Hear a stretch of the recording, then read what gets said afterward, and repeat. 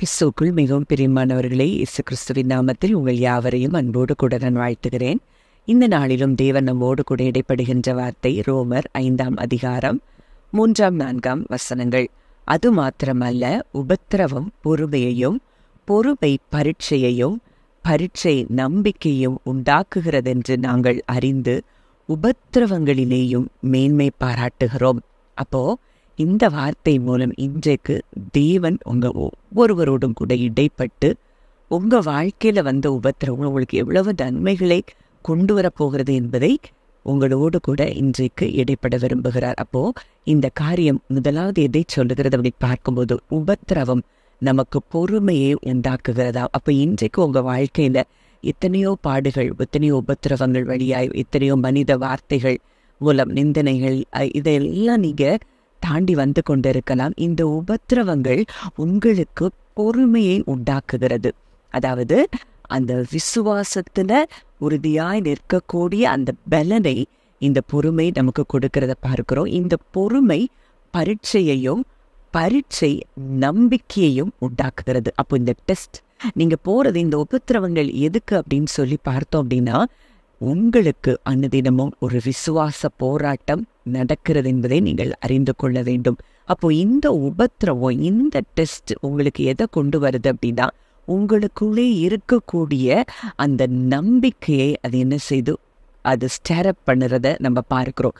அப்போ இந்த நம்பிக்கை உங்களுக்கு அந்த விசுவாசத்தை தூண்டி, ஒருவேளை இன்றைக்கு பல நாட்கள் நீங்க காத்து கொண்டிருக்கிற காரியங்கள், ஒரு ரட்சிப்புக்காக, ஒரு விடுதலைக்காக, எதற்கெல்லாமோ நீங்க காத்து கொண்டிருக்கலாம். ஆனா தாமதம் ஆகி கொண்டிருக்கிறதேன்னு நீங்க நினைக்கலாம். ஆனா இந்த தாமதம் ஆகி கொண்டிருக்கிற இந்த நேரத்துல தான் தேவன் உங்களை என்ன செய்யறாரு, ரிஃபைன் பண்றத நம்ம பார்க்கிறோம். நம்ம கேரக்டர் மோல்ட் ஆறத பார்க்கிறோம்.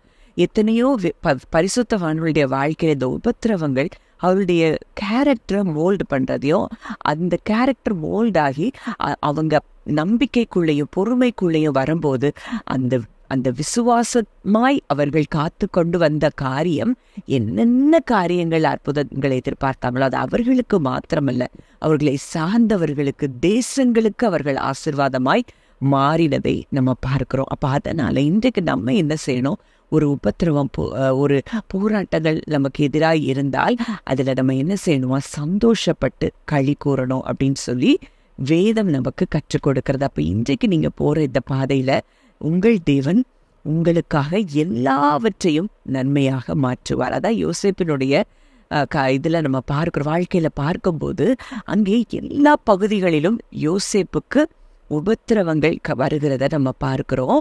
அப்போ அங்கே சிறைச்சாலையில இருக்கும்போது அங்க யோசேப்பு கேட்கிற பானபாத்திரக்காரன் சுயம்பாகி ஒரு சொப்பனத்தை கண்டு அவர்கள் துக்கத்தோடு இருக்கும்போது, அங்கே யோசேப்பு நீங்கள் துக்கமுகமா இருக்கிறது என்னன்னு சொல்லி கேட்க, ஒரு சிறைச்சாலையில அங்கே யோசேப்பு மற்றவர்கள் துக்கமா இருக்கிறத அங்க கண்டுபிடிக்கிற அந்த யோசேப்பா இருப்பார். ஆனால் அப்ப அவருக்குள்ள எவ்வளவு ஜாய் அங்க இருந்திருக்கும். அந்த உபத்திரவத்திலையும் அவர் எப்படி இருக்கிறாரா, சந்தோஷமாய் இருக்கிறார்.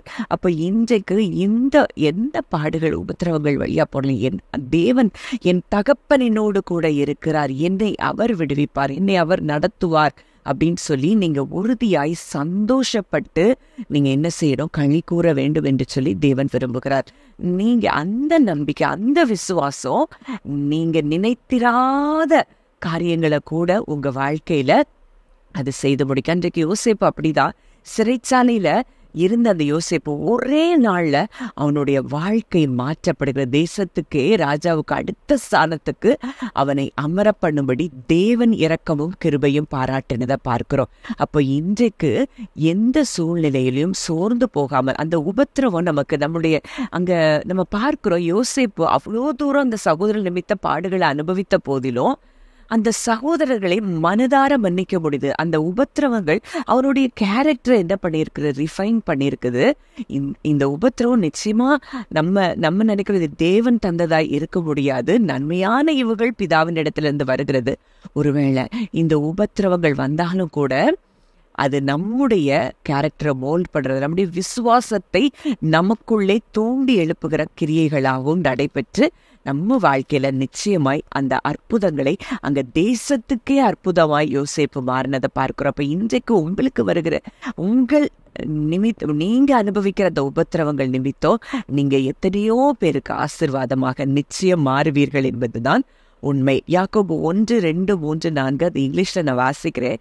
My fellow believers, when it seems as though you are facing nothing but difficulties, see it as an invaluable opportunity to experience the greatest joy that you can. For you know that when your faith is tested, it stirs up power within you to endure all things. And then as your endurance grows even stronger, it will release perfection into every part of your being until there is nothing missing and nothing lacking. அப்போ இந்த காரியம் எதை சொல்லுகிறது?